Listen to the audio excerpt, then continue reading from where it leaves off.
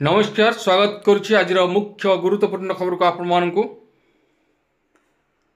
दर्शक बंधु पुणी वर्षार भिजिब ओडिशा बंगोपसागर सृष्टि होगा जाऊँगी आउ गोटे लघुचाप तेबे यही लघुचाप क्षेत्रटी केउं स्थान सृष्टि होगा जाऊँगी यार प्रभाव ओडिशा पर किभली भाव रहिबो केउं स्थान को ओडिशार विशेष भाव प्रभावित करिवो वर्षार परिमाण किभली भाव रहिबो पाणीपाग विज्ञानी मानकर से संबंध में कौन रही मतामत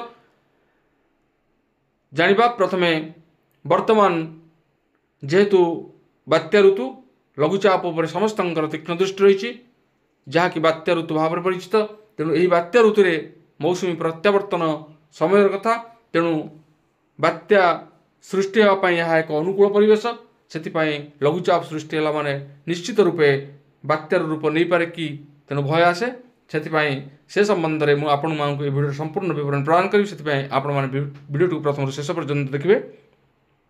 जब भिडियो भल लगे पाखे लाल बटन निश्चित सब्सक्राइब करें पाखे बेल आइकन बजाइदेवे और ऊपर आसुवा ऑल नोटिफिकेशन क्लिक कर भूलें जहाँफल एभली भिडियो सर्वप्रथम आपण मान निकट में पहुँच पार।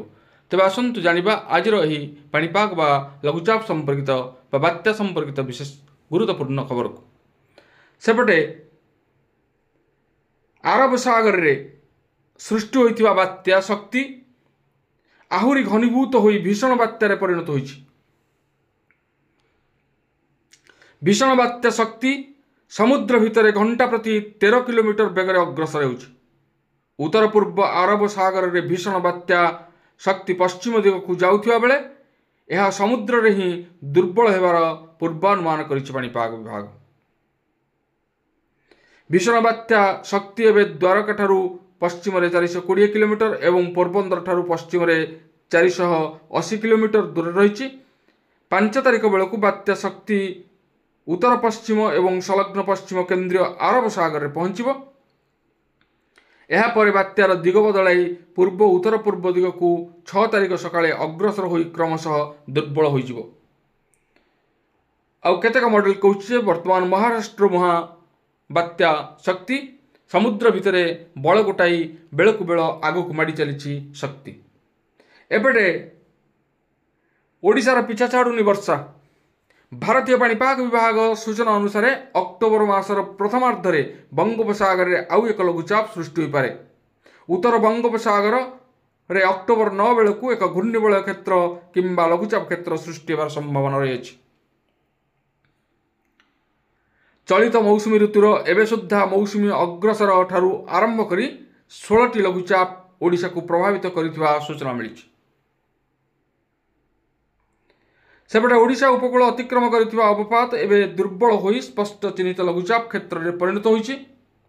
तेबे यह उत्तर छत्तीसगढ़ एवं संलग्न उत्तर आभ्यंतरीण ओडिशा एवं झारखंड उपरे सक्रिय रहिछि।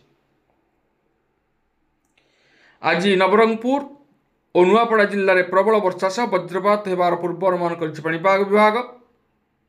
यही समय घंटा प्रति 30 ରୁ 40 किलोमीटर बेगर पवन बही पारे बोली आकलन करिछि पाणीपाग संस्था।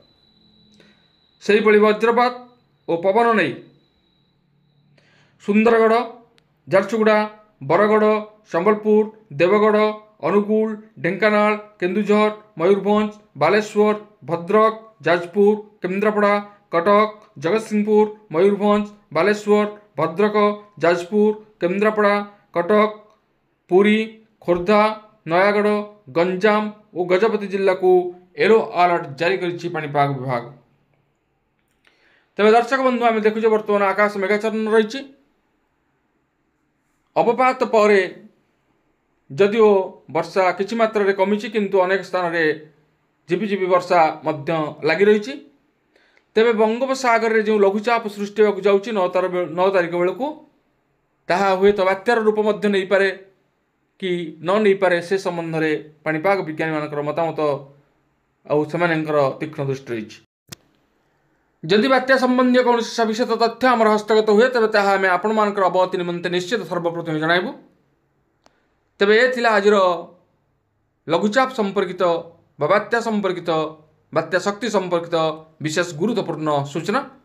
आज एतिकी पुणी देखा आगामी भिडियो रे रहूची। धन्यवाद, नमस्कार।